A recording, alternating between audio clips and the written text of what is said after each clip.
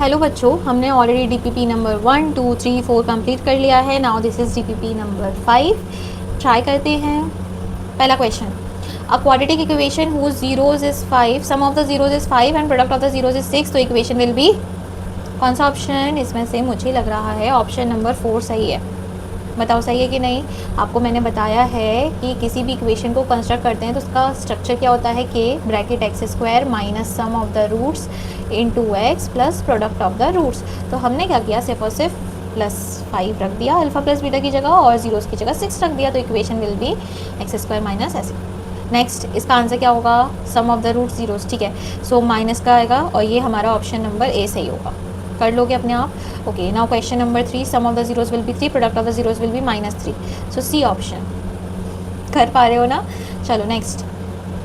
Okay, if alpha and beta are the roots, so alpha plus beta की value आपके पास कितनी है, 0, और अल्फा इंटू बीटा की वैल्यू कितनी है, -1 according to this equation. So हमें एक ऐसी इक्वेशन कंस्ट्रक्ट करनी है जिसके रूट्स क्या हों, जिसके रूट्स हों 2 alpha and 2 beta. 2 alpha and 2 beta मतलब sum of the roots will be 2 into alpha plus beta, मतलब sum of the roots will be 0, and product of the roots मतलब 2 alpha into 2 beta, that is going to be 4 alpha beta, that is going to be -4। So equation will be x square -4। कौन सा option, done. Okay, next, if one root of this equation is the reciprocal of the other then find the value of K. Reciprocal of the other मतलब alpha into beta किसके बराबर होगा, 1, क्योंकि अगर एक alpha है तो दूसरा उसका रेसिप्रोकल होगा, तो that will be alpha. So and we know that alpha into beta किसके बराबर होता है, C/A, हमने रिलेशन पढ़ा है, ठीक है। सो यहाँ से आपको मिल जाएगा 1 = C that is 3 and A is K-1। So if you simplify it the value of K will be 4। Option number D.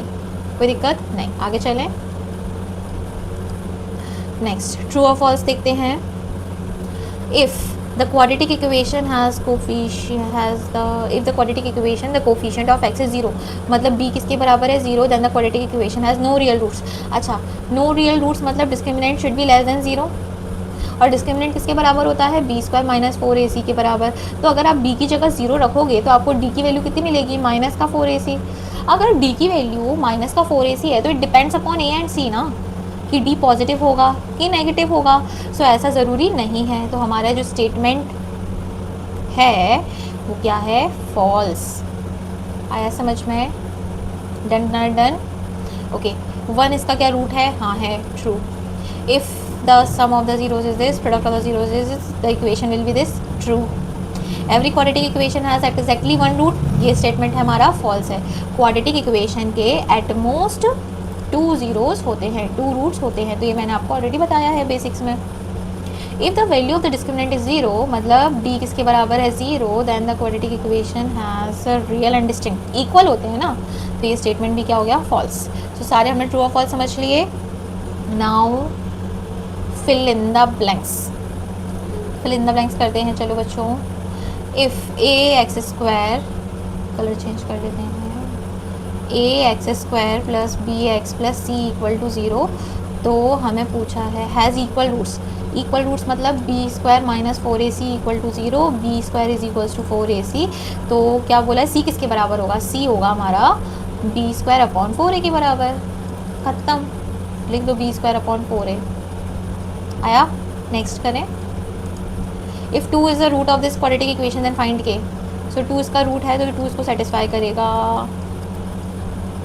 k की वैल्यू निकालनी है, जल्दी से निकाल लेते हैं।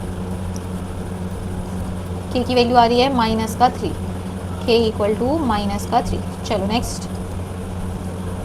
इन अ क्वाड्रेटिक इक्वेशन, अच्छा a कितना है 3, b कितना है 6, c कितना है 4, तो quadratic equation will B 3x² + 6x + 4 = 0।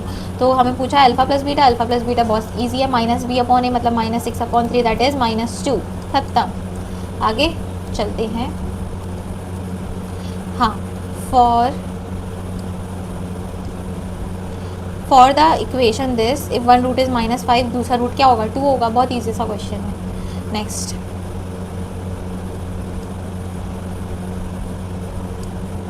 Find the value of k for this has equal roots. Okay, हमारी इक्वेशन क्या है, kx² minus 2kx plus 6 is equal to 0। कैसे रूट्स हैं?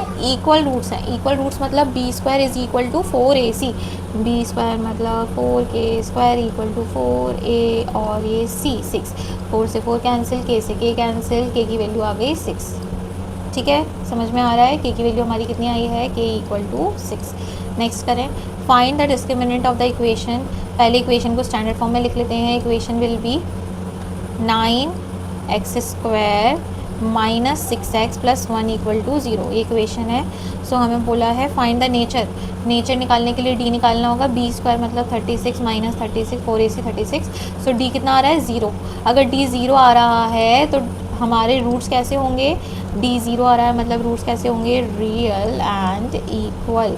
ऑल्सो बोला है फाइंड द नेचर, तो real and equal and find them. Find them मतलब minus b upon 2a will be the value of x, that is going to be minus का 2 will be plus 2 upon 2 into 3, that is 1/3। So x की value कितनी आ जाएगी? 1/3। आया समझ में? The last question of this DPP, चल, if -5 is a root of the quadratic equation this, then और इसके दूसरी इक्वेशन के रियल और इक्वल रूट्स हैं, तो हमें k की वैल्यू निकालनी है। इतनी ईजी क्वेश्चन पूछते हैं ये तुम लोगों से। चलो, क्या है हमारे पास equation? 2x square plus 5x minus 15 equal to 0। तो हमसे बोला है -5 इसका क्या है? रूट है। तो जो -5 है वो उसको क्या करेगा? सेटिस्फाई। सो 2 इंटू -5 का whole square plus p into -5 minus 15 equal to 0। यहाँ से आ जाएगा आपका 50 minus 5p minus 15 equal to 0। 35 equals to 5p, p की वैल्यू आ गई हमारी 7। p कितना आ गया हमारा? 7। बोला है find the quadratic equation, okay, and the quadratic equation. Find नहीं बोला, and the quadratic equation has, okay, p की जगह हम 7 रख दें। कितनी आई थी? 7 ही आई थी ना? हाँ, 7 into x square plus x plus के। इसके क्या है? इसको स्टैंडर्ड फॉर्म में चेंज करते हैं तो 7x square plus 7x plus के इक्वल टू 0। बोला है कैसे रूट्स हैं? इक्वल रूट्स हैं, मतलब d किसके बराबर है? 0। d बराबर 0 मतलब b square is equal to 4ac, मतलब 49 is equals to 4 into 7 into K. तो यहाँ से आपको k की वैल्यू मिल जाएगी 7/4। k की वैल्यू कितनी आ रही है? 7/4। तो हमने कौन सी DPP कर ली? We had completed DPP number 5। अब हम करेंगे DPP number 6। So I hope learners आपकी अच्छे से प्रैक्टिस हो रही होगी और आपको मेरी वीडियोस भी पसंद आ रही होंगी। अगर आपको मेरी वीडियोस पसंद आ रही हैं so please do like, share and subscribe to my channel.